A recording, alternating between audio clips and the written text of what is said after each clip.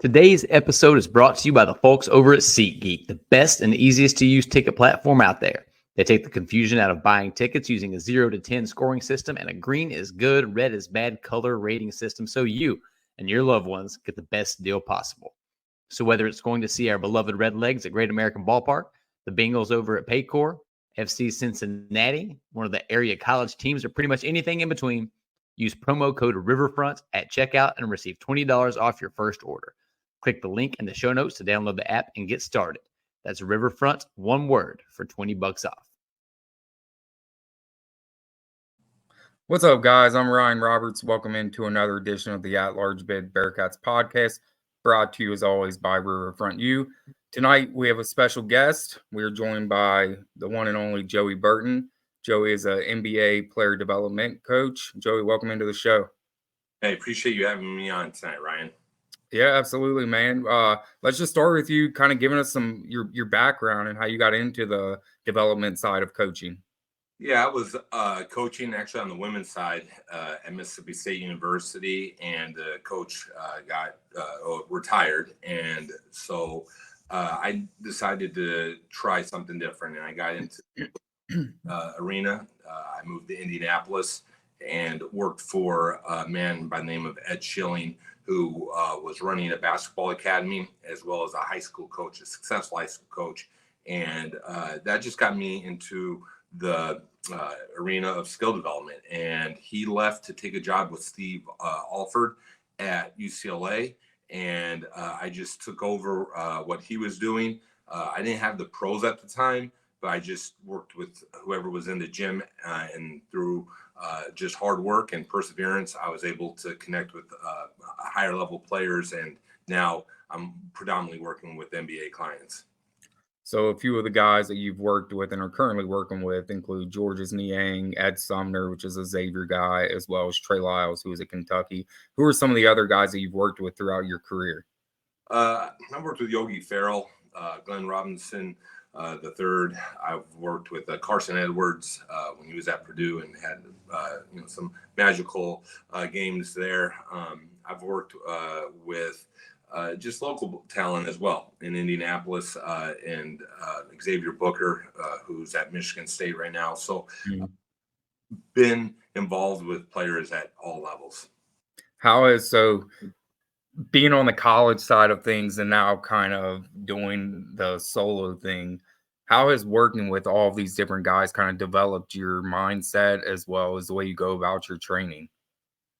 Yeah, that's a great question. Actually being outside of coaching and being put, I guess you could say, into the fire has really helped me become a better coach. And what it's really forced me to do is to think outside the box. And sometimes when we're in the coaching community or the coaching box, we are really, I want to say, we have a hard time maybe doing something different because so many eyes are on us, judged.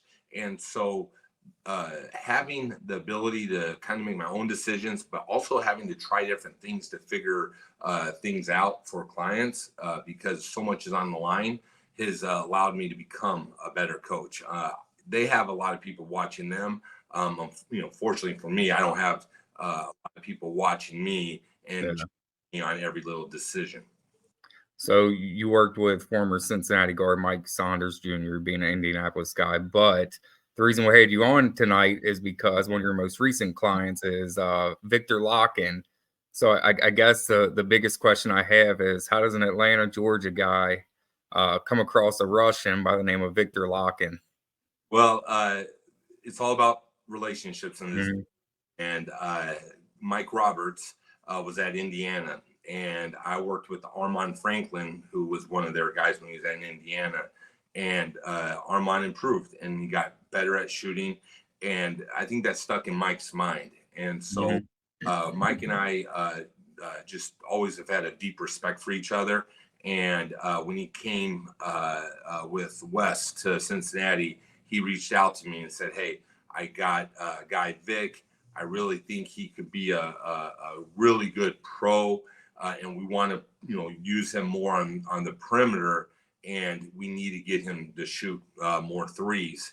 And so Mike is the one that reached out to me and really spearheaded the whole connection. And this was when I was in Indianapolis. I just recently moved to Atlanta. So my first time working with Vik was in Indianapolis. Okay. So let's talk a little bit about your process. When you're taking on a new, I guess, project, we'll call it a project, what is your process as far as leading up to the training? Are you watching film? Are you breaking down their game? What is your process when it comes to that? That's exactly it. I'll look at their film, or I'll look at their shot attempts. I'll look at the offense and the system that they'll be in, because I'm not going to try and do anything that's outside of their system. But the hard part about Vik was he only took like 5 threes. So there's not a lot of sample size on what needed to be worked on. All I knew is that they wanted him to shoot more threes. He had potential to, start stretching the floor, and here you go, try and see what you got. And so it was a very unique opportunity for me to kind of take somebody from scratch and try and mold them into what they want to become. So Vik's a guy that shot right around 60% from within the paint last season. What were some of the biggest challenges with, working him out more and working on his shot? Yeah. Well, the first time we worked out was it was a Friday night, and it was just literally trying to get him not to be frustrated. He is he wants to do everything right. He's very coachable, and he would make an adjustment, and then it would start to, it wouldn't work right away necessarily, and it would feel weird, and then he would start to miss, and he'd get really frustrated. So I had to really get him to be process driven. I had to really get him to kind of settle down a little bit, to say, hey man, listen, it's not going to be pretty right now. And a big thing I am in my philosophy, a big thing I believe in is, we don't need you to become a great shooter in a week or two. Shooting development is an everyday thing. You got to work on it every day. So if we could get you to be better by the start of the season next year, and then we could get you to be better in league play, and then now you got years of eligibility left. If we get you really good by the time you're in your last year, that's the process I was trying to get him to buy into. So initially, when I made some adjustments to his shot, he would get really frustrated because he's more goal oriented or results driven, and he wanted it to be right away.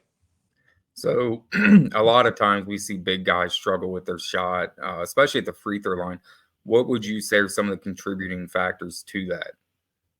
I think sometimes those guys, their hands are huge. So the size of their hand. Another thing is that they're so tall, their release point is a lot higher. So many taller players tend to shoot with less arc, and they'll shoot more of a flat shot.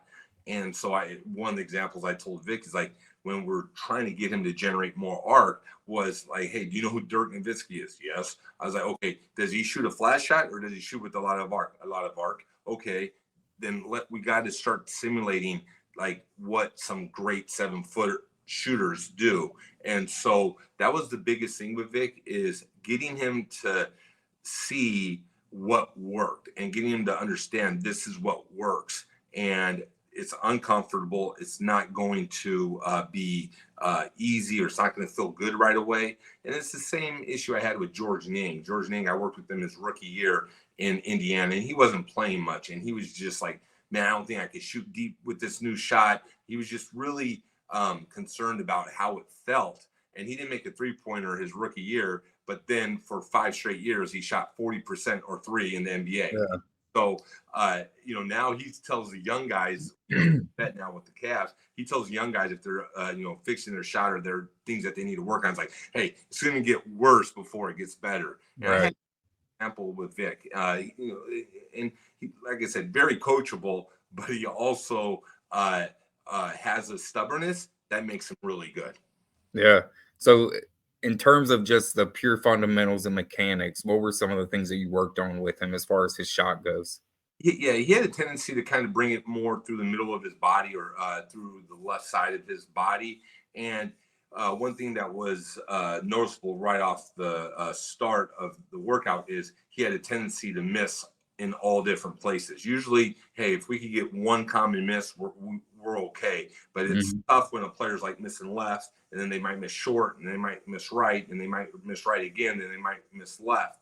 And so really getting him to get better alignment with his shot path was the first thing that we did. So we moved him over to the right side more. The other thing that we wanted to do is for him to generate more arc. And I would say no more. And he's like, Coach, I feel like I'm giving, all this arc. I'm giving my all. I said, no, I need more, And so when he started to, get more comfortable with it, even in our session that we had in Indianapolis, I really started to believe that he could really make these changes. So you had an opportunity to come in and, watch a Cincinnati practice, get to know Vik a little bit, kind of see what his tendencies are in practice. What was your overall thoughts and view on just Wes Miller and the way he structures his practices? Because you're a guy that you're big on coaches. No, favorite teams, but you're big on the coaching aspect of it. So just what were your thoughts and takeaways from Wes Miller? First of all, Wes has been, tremendous in this process. I mean, talk about humility, talk about a deep care for guys to say, hey, we'll go outside of us to help you become who you need to become for us. And so Wes has been terrific. He, was all on board with Vik coming up to Indianapolis, and he allowed that to happen. And then him coming down to Atlanta just this past spring, and then just allowing me to be around the program a little bit. And it was just a really good opportunity for me to see behind the scenes of what Vik does and just the day-to-day approach. And so watching Wes run practice was really a delight. I mean, he was organized. He had a control or a demand of the practice in a way that was motivating and also demanding. He demanded excellence. He demanded players to do things the right way. And he was also very big on them shooting. He wanted them to shoot when they were open. And I think that's huge when players could hear that from coaches. There was times that players would maybe have the open shot, but they drove it or they even passed it. And it would be easy to say, well, that's good ball movement. But he believes in his players. And if it's a shot that they should shoot, he wants them shooting that shot.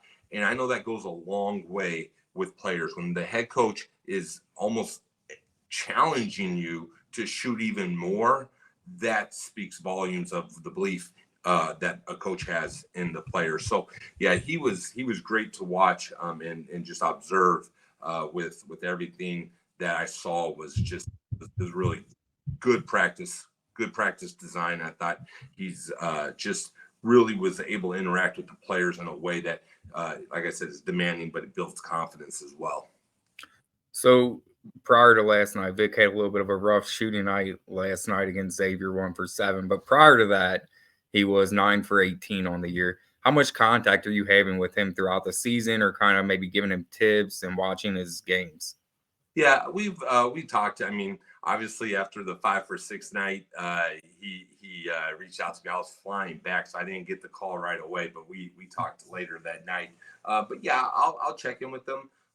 He knows that I have an open phone policy right now with him. Like when he call me whenever he needs anything, and he's a tireless worker. That was another thing that I was so impressed with. The second day that I worked with them, we were going to go for like an hour and a half in the morning and then go get lunch and then come back later in the afternoon and do it again. And he was like, no, let's just keep going. Let's just keep going. And we literally, and it's the longest workout I've ever done in my life, we literally were in the gym for 3.5 hours. And he just wanted to keep going. And I mean, it was like water break. No, I don't need a water break. I want to get this down. And so, he really was like, whoa, man, this guy is serious about his approach to getting better. And so Yes, we talk on a regular basis about what he is doing, or if there's any questions on what he's doing. I like to allow him to kind of feel the freedom of letting his shot be his shot, so that he could self-correct and that he could figure things out himself. Because obviously, in big game situations, I'm not going to be there. And I also think there's a balance. I don't ever want to my boundary with what the coaches have. And Wes has no problem with me, reaching out to him, but I don't want to be another voice, Right. guy's head. NBA guys is different. They pay me to come to them, and it's just a different culture. But for college guys, I try my best to allow them to be who they are during the season. So you've had a chance to watch a practice with Wes. You kind of see that he wants to play an up-tempo style.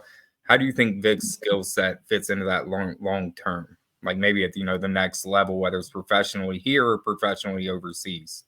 Well, it's funny because Wes, when the first practice I observed, Vik hit like two or three threes like in a row basically, and then Wes like, hey Vik, don't forget that you could post up too sometimes, right? So, Yeah. What Wes done is allowed Vik to maximize his potential at the next level, and I think that's important for college coaches to do, is when they show that they are maximizing players' potential for the next level. And so what does that mean? Vik, it would be easy to try and throw the ball down to Vik, 10, 12 times a game and let him, be in the post. But post play at the next level is starting to become less and less. So what has Wes done? He's allowed him to play in space, allows him to pick and pop.